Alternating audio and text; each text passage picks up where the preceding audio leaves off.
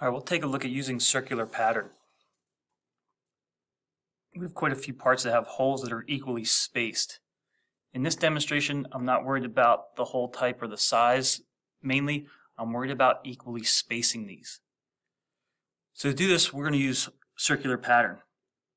We can use circular pattern in our solids toolbar. We can use circular pattern in our sketch toolbar, or a combination of the two. Well, I shouldn't say combination of the two. You're probably going to use one or the other. Some of you may like to use the sketch one more, or some of you may like to use the solids one more. That's why I'm going to show both. So in terms of creating this circular pattern, let's get rid of some of this. Once we go to use our hole tool to create these specialty holes, counterbore, countersink, drilled holes at depth, threaded, tapped, we need to find set the placement. And a lot of times getting that to lay out where you want isn't the easiest thing to do. So if we were to go in to create a sketch, and whether it's on a diameter, I need to set a point of reference. So this one happens to be at the top center. Maybe it's at the quadrant point here, left, right, or at the bottom, but this one happens to be at the top center. I can use this as a point of reference, and for this one, that would work fine. Another option is for you to just sketch a point. If I sketch a point, yes, it's relative to this arc, but it doesn't line up vertically. I'd have to add a constraint that lines these up vertically. So there is a point here. I'm going to go with the line. It does make that intersection right here.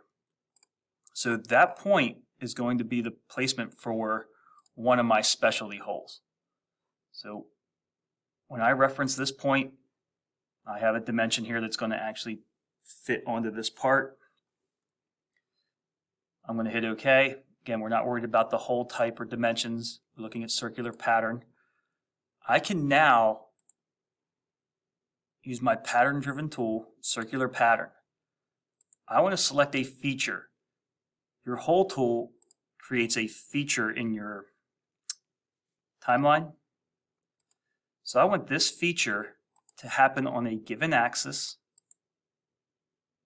And how many times do I want it to happen? Well, in this case, I want it to happen 3. We're going to use equally spaced or full. We could set it by an angle. In this case, it'd be 120.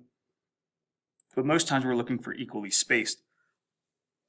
So I'm going to hit OK. And now I have 3 equally spaced holes. The benefit to this is if I want to come back and change this, instead of 3, I wanted 6. I can change it. This initial sketch. If I change this initial sketch and I change this diameter, if I change this here, it will then automatically adjust that hole spacing. Okay, so there's one option. Another option is to run circular pattern directly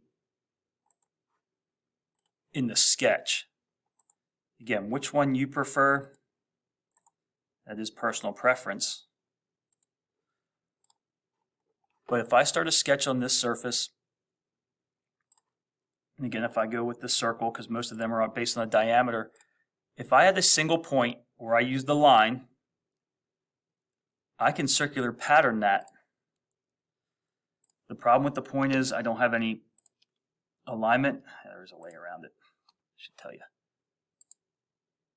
If I reference this center point and then I project out, it will keep that vertical and horizontal relationship.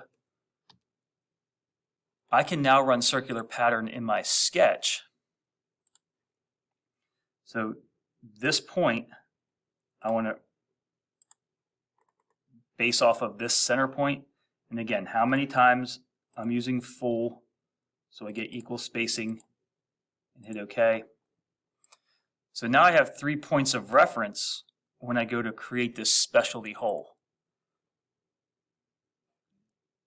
1, 2, 3. Again, hole type size doesn't really matter for this demonstration, but you do want to set your hole size and type. So using sketch circular pattern and your solid circular pattern.